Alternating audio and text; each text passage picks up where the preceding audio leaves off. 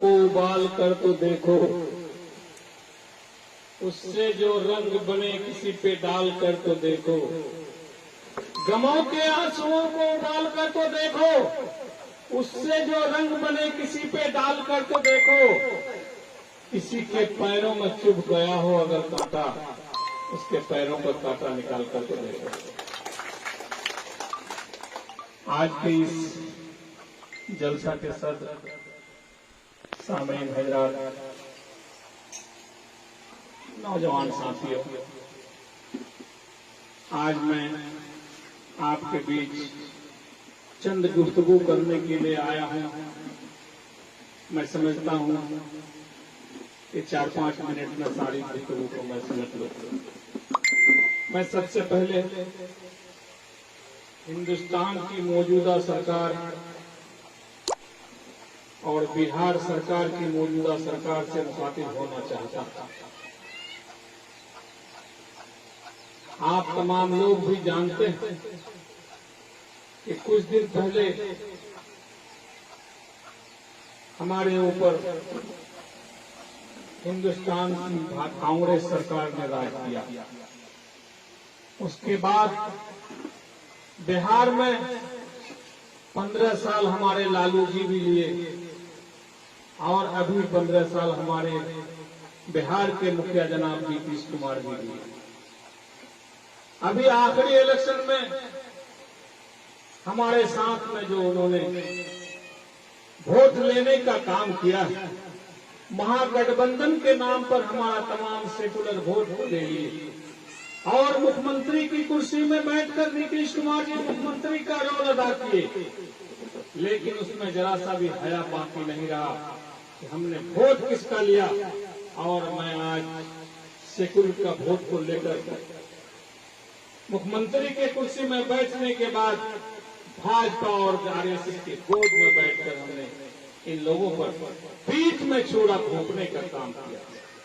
मेरे दोस्तों, अल्लाह का शुक्र है कि तमाम घर में 2-4 टच वाला मोबाइल है, किसी को कहने की जरूरत नहीं है, सारे लोग देखते हैं। अगर आप हमारे खिलाफ में वोट नहीं डलवाते तो मुझे पाकिस्तान जाने का ऑर्डर मौजूदा सरकार हिंदुस्तान की बात कहने का जरूरत नहीं होता कि आप आइडेंटिटी कार्ड दिखाओ। आप यहां से हिंदुस्तान छोड़ो। हिंदुस्तान में ऐसे ही रहने की जगह नहीं है हिंदुस्तानियों के लिए। और इन्होंने मीठी मीठी बात कर विदेश के मुसलमानों को छोड़कर कई जातियों के लोगों को लाने का काम का घोषणा किया। मैं जानता हूं नीतीश कुमार को भी, नरेंद्र मोदी को भी और अमित शाह को भी कि तुम्हें तो लाने का औकात नहीं है हिंदुस्तान बाहर के हिंदुओं को। सिर्फ और सिर्फ तुम लॉलीपॉप दिखा रहे हो और मुसलमानों को भी डरा रहे हो।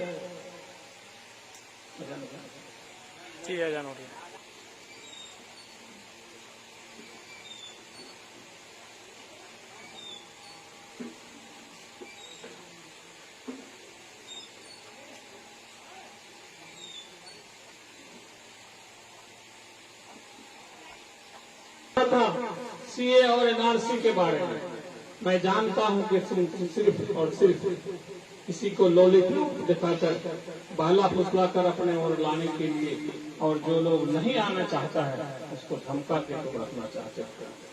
दूसरी बात यह है कि हमारे बिहार के मुख्यमंत्री अपने एमएलए और एमपी को कहो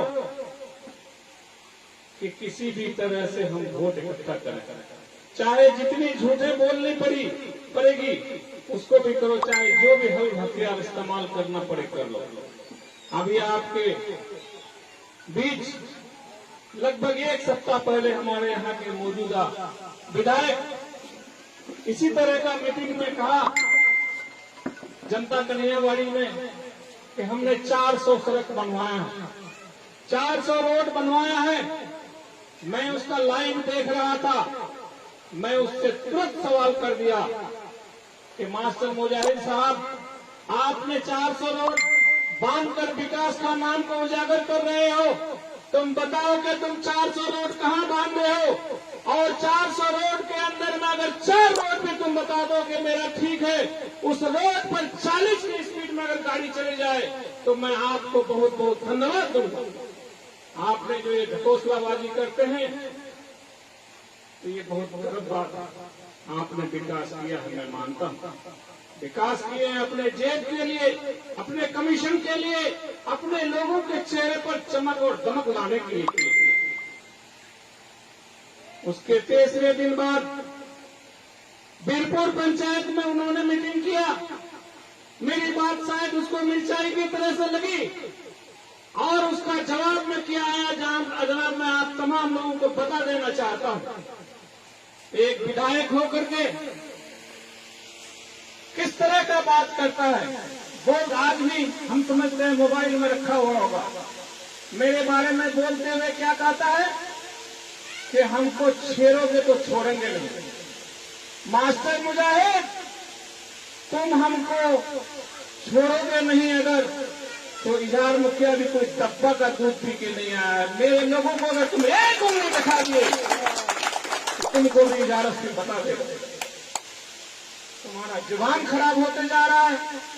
जब हम लोग तस्लीमुद्दीन के साथ में रहा करते थे, रात में 1:30 बजे, रात में 2 बजे, रात में कभी कभी तो ऐसा हुआ है कि हम लोग आकर के अररिया में शहरी खाने का टाइम में आए, उस वक्त भी इंजीनियर लोग बैठे रहते थे।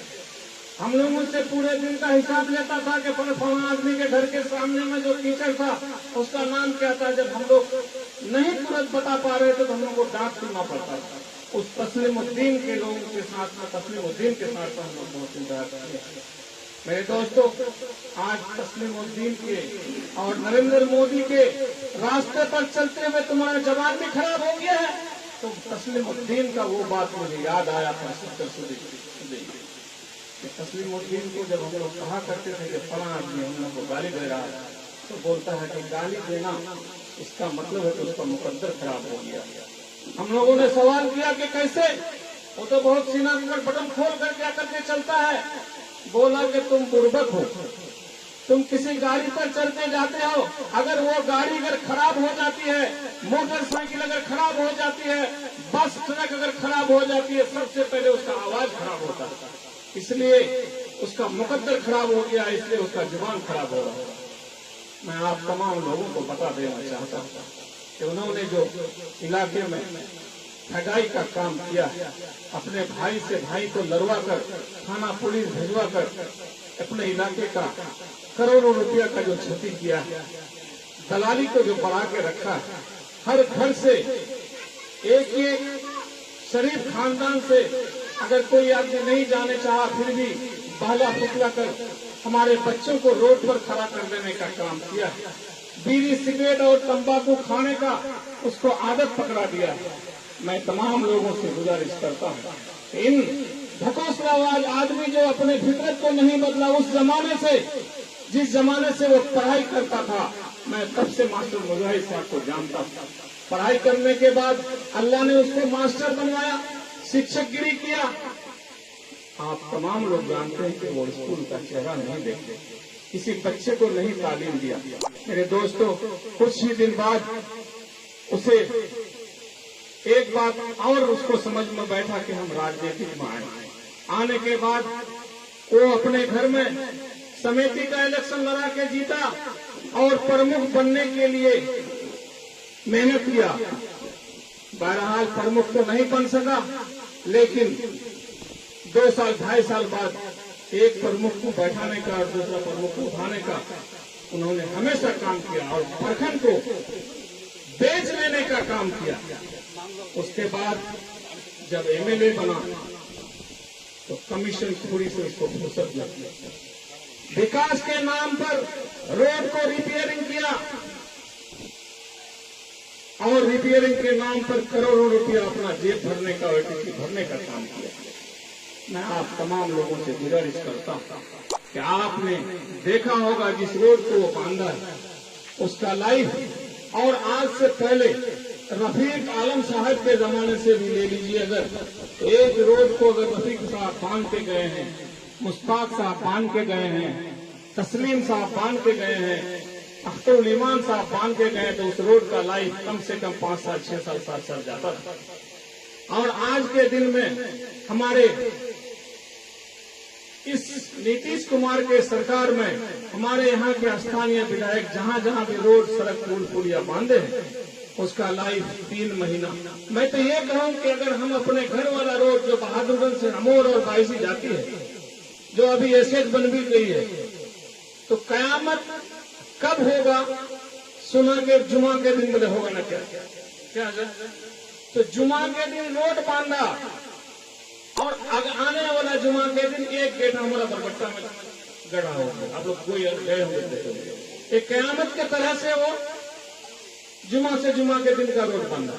मेरे दोस्तों, अब आइए, जिस स्कूल में बच्चे नहीं हैं उसमें बच्चे को लाने का हम लोगों ने काम किया। जब काम किया गया तालीम का एक मुहिम चलाया और आज हर एक स्कूल में बच्चे हैं। जो स्कूल प्राइमरी था उसको हाई स्कूल बना दिया ये मौजूदा सरकार। जो हाई स्कूल था उसके पेशानी में लिख दिया कॉलेज। और तमाम मेरा पैसा हमारा पैसा बिहार का बिल्डिंग में खर्च किया। इसलिए खर्च किया कि बिल्डिंग में जो भी पैसा लगाएंगे उस पैसा में कमीशन खोरी हमारा जारी रहे। मैं उन नीतीश कुमार से कहना चाहता हूं कि तुम हमारा इस पैसे को अगर 50% सिर्फ खर्च कर देते और वो 50% पैसा इत्मीनान से कहीं रखकर जगह जगह हर स्कूल में अगर ये एक शिक्षक पर बढ़ा देते तो हम समझते कि हमारा बच्चा आज सिर्फ खिचड़ी खाने के लिए और छोटी डंडा खेलने के लिए नहीं, तालीम हासिल करने के लिए school, primary school, high school और कॉलेज जाता है। आज तुम बता दो कि तुम्हारा स्कूल में कौन सा शिक्षक है? शिक्षक के बिना हमारे बच्चे घर आ जाते हैं, बाद में जब बैठ करके ताश खेलने और गुल्ली डंडक और कोई खेल खेलने जाते हैं। तुमको इस बात का जवाब देना हो। आपने हर एक जगह कहा कि बड़े बड़े हॉस्पिटल 3 मंजिला 4 मंजिला फर्स्ट फ्लोर सेकंड फ्लोर का हॉस्पिटल मैंने मान दिया। मैं तुम्हें पूछना चाहता हूँ नीतीश कुमार और नीतीश कुमार के जितने एमएलए एमपी हैं और खास तौर पर मैं अपने यहाँ के मौजूदा विधायक से भी पूछना चाहता हूँ कि आपने इस बात के बारे में कहाँ उठाया सर? क्या आपने जाके नीतीश कुमार को या फिर सदन में कहाँ कहा कि हमारे स्कूल में शिक्षक नहीं है, हॉस्पिटल में डॉक्टर्स नहीं है और एक आदमी बीमार पड़ता है, उस आदमी का इलाज के लिए कहीं पर डॉक्टर का इंतजाम नहीं करा रहा है। और आपके हॉस्पिटल जो खुले हुए हैं जगह जगह, मिसाल के तौर पर कोचा धामन, तो जिसने लोगों को यहाँ से भेजा जाता है बस 2-4 मिनट में करके भेज देता, रेफर कर देता है कि जाइए बड़े डॉक्टर जो है किशनगंज से ये वही पोस्ट कर देता है। मैं इस बात से आप लोगों को वापस कराने के लिए आया। आपको थोड़े ही दिन में पता चल जाएगा एनआरसी और सीए के खिलाफ में जितने हम लोगों ने प्रयास किया, इससे कई गुना ज्यादा हमारी माँ बहनें भी की। हम लोग अगर भूल जाएं एनआरसी का और धरना प्रदर्शन का बात, हम लोग अगर पैसे से बिक जाएं तो बिक सकते हैं, लेकिन हमारी माँ बहना और बेटियां जो रात रात भर रोड पर जाकर धरना प्रदर्शन देने का काम किया, वो औरतें कभी नहीं भूलेगी, कभी नहीं भूलेगी, कभी नहीं भूलेगी। नीतीश कुमार और मास्टर मुजाहिद, तुम होश कर लो कि तुम अगर सोचते हो कि हमारे पास 20, 25, 30 हजार वोट गैर मुस्लिम है, उसका वोट तो मेरा जागीर ही है, बाकी सुरजापुर और मुस्लिम का वोट जो है वो तो पैसे पर मिलता है। मैं तुम्हें इस मंच के माध्यम से कह देना चाहता हूँ कि हम मर्द अगर बिकने का भी कोशिश करेंगे तो हमारी बीवी, हमारी बेटी, हमारी बहू जरूर उसमें कह देगा कि अब्बा जान आप जिस आदमी के साथ रिश्वत लेने का गुफ्तगू करते हैं, वोट बेचने का काम करते हैं, मेहरबानी कर अल्लाह के वास्ते इसका पैसा वापस कर दीजिए और इस जालिम सरकार को हम लोग वोट नहीं देंगे। ऐसे ऐसे धोखबाज नेता के साथ में हम लोग कम से कम इस मौका मत आइए। हमारी बेटी रोकेगी, हमारी बीवी रोकेगी, हमारी बहना रोकेगी। लिहाजा मैं एक इजाजत हो तो एक किस्सा भी बता दूं। एक नेताजी आए और अपना बैठक में एक बूढ़े चाचा थे बैठे हुए, पास नेताजी आए और नेताजी कहे कि चचा इस मर्तबा वोट हमको दीजिएगा और मेरे तरफ से लीजिए 1000 रुपया। तो बुढ़ा ने कहा कि बेटा हमको पैसा का कोई जरूरत नहीं है, हम तो बाड़ीगर में बैठे रहते हैं, हमको एक गधा खरीद के ला कर दो। गधा। नेताजी बोला कि ठीक है चचा हम देखते हैं लाते हैं। वो जब बाजार गया तो बाजार में गधा मिलता ही नहीं है। जहाँ गधा मिलता है उसका कीमत 30,000, 35,000, 25,000 या कम से कम 20,000 जो कमजोर तबका का। जब उसको समझ में नहीं बैठा, वापस एक हफ्ता बाद फिर उस बूढ़े बुजुर्ग चाचा के पास आया, बोला कि चाचा आपने जो काम हमको कहा कि भाई हम पैसा नहीं लेंगे, हमको एक गधा खरीद के ला करके दो। तो चाचा गधा का कीमत 20,000 से नीचा नहीं होता है, लीजिए हमारे पास 1,000 नहीं 2,000 रुपये लीजिए, लेकिन फोटो दीजिएगा। उसको बुरा चाचा बैठाया बगल में और उसको कहा कि नेताजी आप मेरे बगल में बैठिए, आप इतने दिन परेशान होकर ये गाधा नहीं लाके दे सके मुझे, और दाम के बारे में बोलते कि एक गधा का दाम 20,000 से कम नहीं है। तो बेटा नेताजी क्या गधा से भी मेरा कीमत कम है कि तुम हमको 1000 रुपये देते हो? इसलिए अपने आप को हम लोग मजबूत समझिए। आपके चलते जनाब अख्तरुल इमाम साहब ने भागे भागे कई बार गया हैदराबाद और जनाब बैरिस्टर असदुद्दीन साहब को कहा इलाके के हाल का बताया। कई बार जाने के बाद अवैसी साहब किशनगंज आने के लिए तैयार हुआ। और उसका जिंदा मिसाल ये भी है कि 2017 में जब सैलाब आया था, उन्होंने पूरे बिहार में कई जगह और खासतौर पर सीमांचल में तो काफी जगह उन्होंने राहत कार्ड बांटने का काम किया। उसके कई दिन बाद जब बीमार पड़े लोग तो कई लाखों का दवाइयां भी बांटी और उन्होंने कहा कि हमारे वहां पर जो हॉस्पिटल है उसी तरह का हॉस्पिटल हम अगर बिहार में जीत गए तो कहीं न कहीं पर जरूर मैं मजबूत हॉस्पिटल बनाऊंगा। उन्होंने जो फिक्र लिया है तो एनआरसी में सबसे पहले हम लोगों को कहा कि तुम लोग देखते क्या हो, धरना प्रदर्शन शुरू करो। तो बिहार सीमांचल और सीमांचल के किशनगंज में जनाब कमरुल्लाह साहब, हम और कई एक आदमी मिलकर के जनाब बैरिस्टर असदुद्दीन साहब के हुक्म से नरेंद्र मोदी और अमित शाह का पुतला जलाने का काम सबसे पहला काम हम लोगों ने किया। उसके बाद daily by daily Shaheen Bagh लगाकर हम लोगों ने काम करने का शुरू किया। और इसी बीच में जब हमारे मौजूदा विधायक का जब परेशानी बढ़ने लगी और अपने आला कमान के पास गया और उन्होंने उसको हिकमत दिया कि तुम जाकर के हर जगह अपना 5 मिनट के लिए वहां पर मुड़ी घुसा और वहां का रिपोर्ट डेली का हमको ला करके दो। जनाबे मास्टर मुजाहिद साहब हर धरना प्रदर्शन में जाकर पूरा रिपोर्ट लेकर अपने आका जनाबे नीतीश कुमार को दिया और कहने लगा कि आप इत्मीनान रखिए, हम मामला को संभालते। मेरे दोस्तों ऐसा ऐसा हरकत करके रखा है। अगर इस हरकत करने के बाद भी अगर वो कहता है कि हम बहुत अच्छा काम किए हैं, आपके सीना बसीना हम चलने का काम किए हैं, तो उन्होंने सीना बसीना हमको फायदा करने का काम करने के लिए नहीं चला, हमारे पीठ में छोड़ा भोंकने के लिए, हमारे बगल में हमारे कंधा से कंधा मिलाने का। मेरे दोस्तों मैं अब इस दलाली को हटाने के लिए कम से कम और इलाके में विकास जो ओरिजिनल विकास है उसको लाने के लिए, उसको बरकरार करने के लिए, विकास दलाली को हटाने के लिए आपको अज़्म लेना होगा। तो हमारे बैरिस्टर असदुद्दीन साहब जब हमारे बिहार और सीमांचल और खासतौर पर किशनगंज में आए तो उसके कंधे से कंधा मिलाकर आपको साथ देना होगा। उसके कहने पर, उसके आजिजी पर और उसके हिम्मत पर आपको दाद देना पड़ेगा। और उन्होंने जहां पर भी जिस आदमी को अपना कैंडिडेट बनाएगा, अपना सिंबल देगा पतन छाप, उसको हम लोगों को, तमाम लोगों को वोट देकर उसको पार्लियामेंट या फिर विधानसभा भेजने का काम करना पड़ेगा मेरे दोस्तों। वरना हम लोगों को जब तक ठगने का काम किया 74 साल 74 साल से जो हम लोग ठगे जा रहे हैं, तो उसका बदला लेने के लिए एक मरतबा हम लोगों को अपना किस्मत आजमाना पड़ेगा। मैं तो ये कहता हूँ कि 74 साल हम लोग ठगे गए हैं। अब हम लोग एक लॉटरी खेलें कि जनाब बैरिस्टर असदुद्दीन साहब के नाम पर 5 साल हम लोग उसको दें।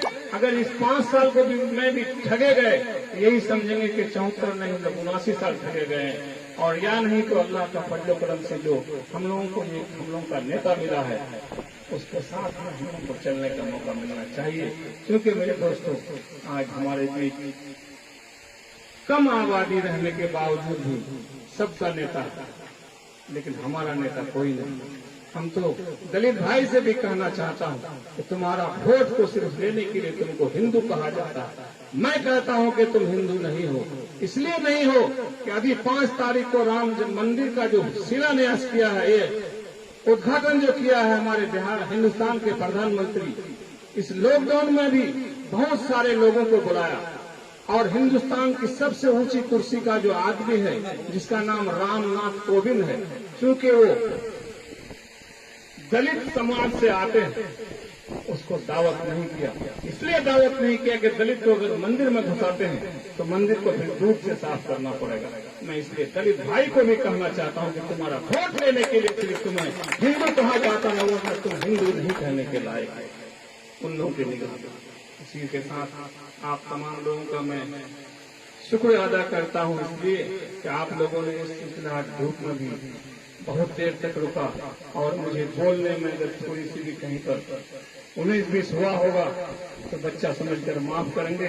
और ये दुआ के लिए आप लोगों के पास आया हूं कि आप हमारे लिए दुआ करें, हमारा सेहत ठीक रहे और हम आप लोगों के आने वाला टाइम में